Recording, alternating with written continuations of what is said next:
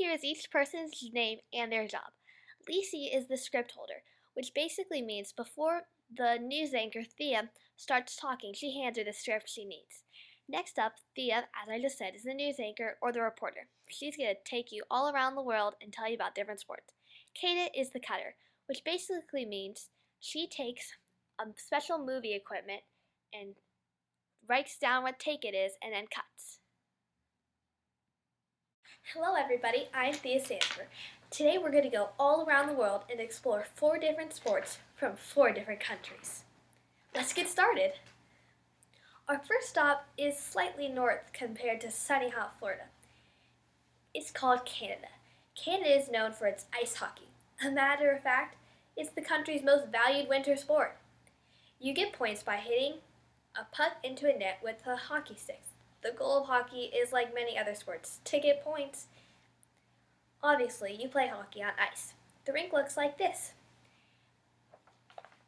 It's a big ice square with different markings on it, kind of like a basketball court, and the nets are on both sides. If you ever watch hockey or go to a hockey game, here's some slogans you might want to know. Face-off is when 2 players go to the center of the rink and the referee drops the puck and the 2 players try to get it. Offside. Hockey is an offside game because you can pass the ball forward. Body check.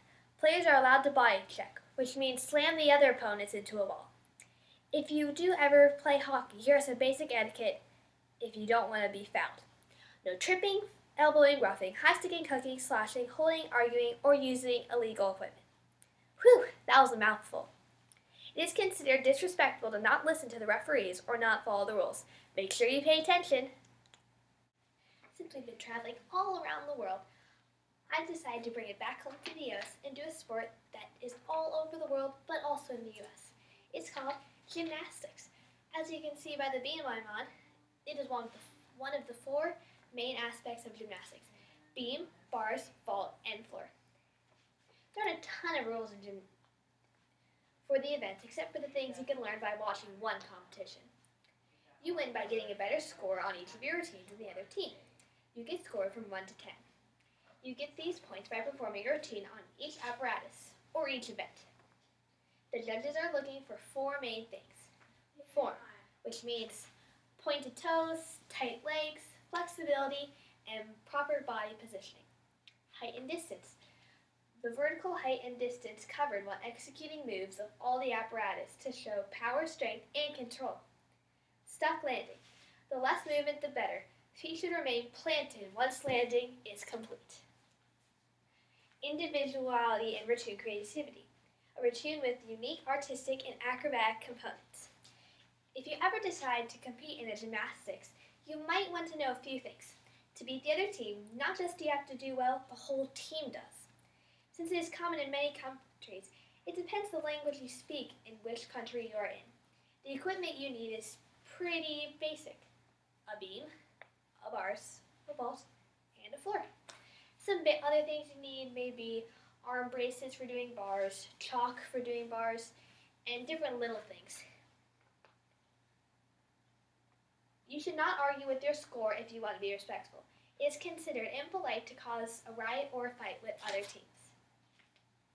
Last but not least, we decided to hit another great sport, archery. After the US, South Korea has the best archers in the world, according to the Archery Federation. As most know, archery includes the bow and arrow, like this. There are many different types of bows and arrows, too many to name. There are also many different types of archery. The most known is target archery. The closer to the center you get, the more points you win. In South Korea, the language is Korean, meaning you would have to speak Korean to play in South Korea. When playing archery, there is no distinct way to be polite and have good etiquette. Mainly remember to never aim at anything but a target. Thank you, and I hope you enjoyed this video about activities around the world. Bye! Next up is Japan. This sport is not in either the Olympics and was formed in Japan itself. You got it, karate. Punching, kicking, knee strikes, elbow strikes are all part of this great sport. If you learn to karate in Japan, you might want to learn Japanese to be able to communicate. If you don't want to be disqualified, you might want to listen now. Make sure you don't groin. A groin is to hit someone like this. You're standing like this, you grab the person, and you hit them right around here. This is not allowed and is considered rude to do. Thanks.